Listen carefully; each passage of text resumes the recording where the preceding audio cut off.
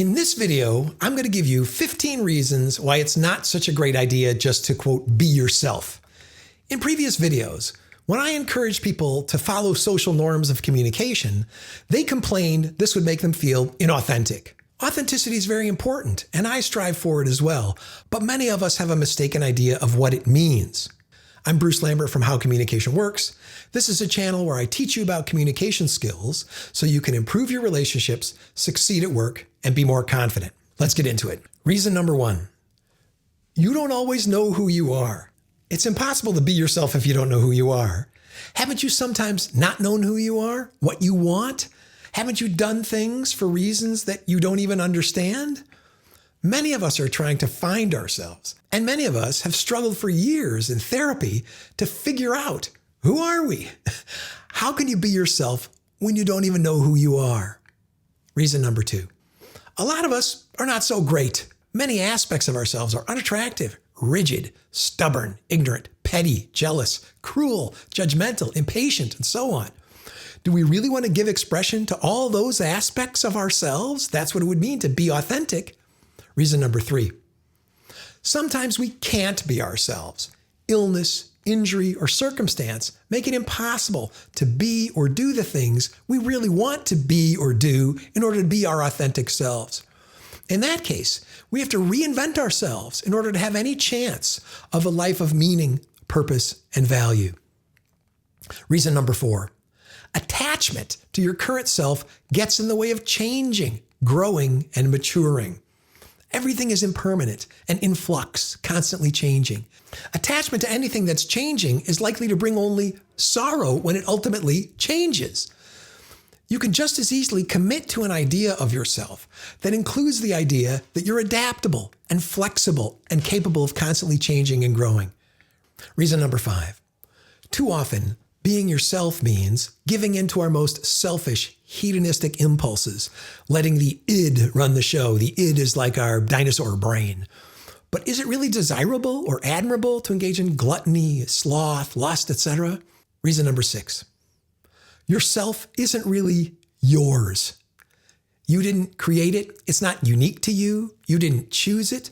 Your wants and desires were, in a sense, implanted into you by evolution, culture, family, the media, advertisers. Many of those forces don't have your best interests at heart, and there's no reason to be loyal to them. If you could really invent yourself and construct a self through deliberate reflection, that's probably worth doing. But many of us are nowhere close to that, and it takes a lifetime to get there. In addition, the self is not solely an individual creation. It's also created by how others act towards us and feel about us. Reason number 7. Just being yourself is narcissistic and selfish. Many people in the audience rejected the notion of adhering to social norms of communication in favor of, quote, being yourself or being authentic. But many social and communicative norms are about being considerate to others.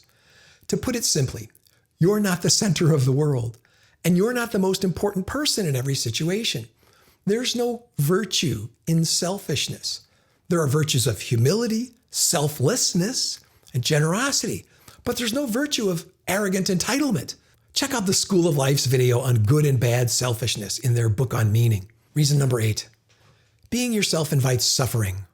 Being selfless or freed from the illusion of the self is often the goal and purpose of many of the world's religions and wisdom traditions.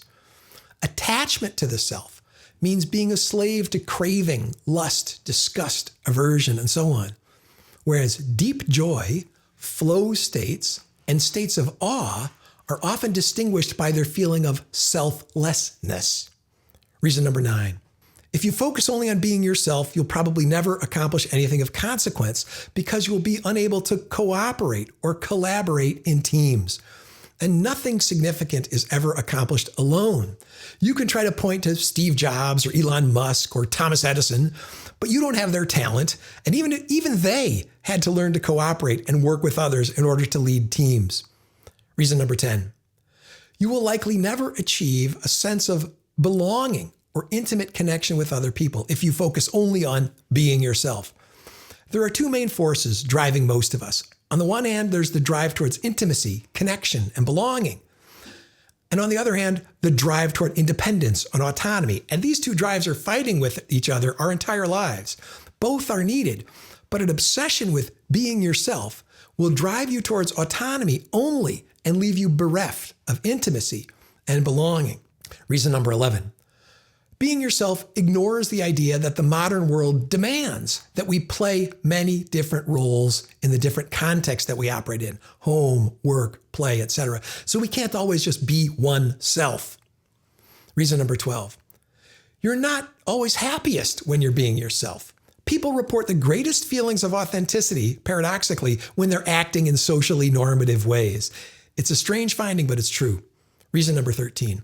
Many of us are desperately unhappy, depressed, lonely.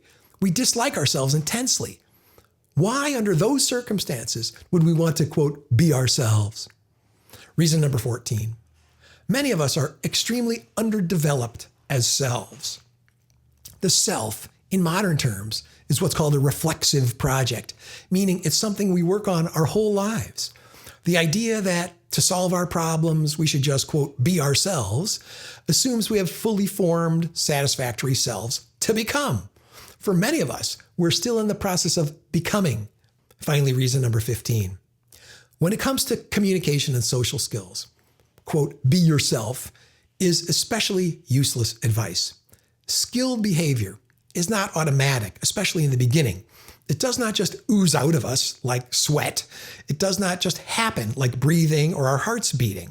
Skilled behavior may become automatic eventually, but that's only after years of practice. Telling an unskilled person, someone who's socially awkward, for example, to be yourself is unhelpful and unempathic, and it reflects a fundamental misunderstanding of how communication skill, or any skill, develops. Imagine how unhelpful and just plain dumb it would be to tell a beginning driver or cook or surgeon or chess player or guitar player or airline pilot, hey, just be yourself. But learning skills is hard. It takes work, and it's uncertain when or whether we'll ever achieve mastery. It's far easier to lean on the simplistic but false idea that we all just should be ourselves. In fact, we convince ourselves that doing nothing but, quote, being ourselves, spending no time or energy learning or growing, is actually the better way. It's because it's purer, and it means we're keeping it real or being authentic. So there you have it. 15 reasons not just to be yourself, to overcome our simplistic notions of authenticity. If you like videos like this about communication skill and communication theory and authenticity, I hope you'll like and subscribe. Thanks so much for watching. We'll see you next time.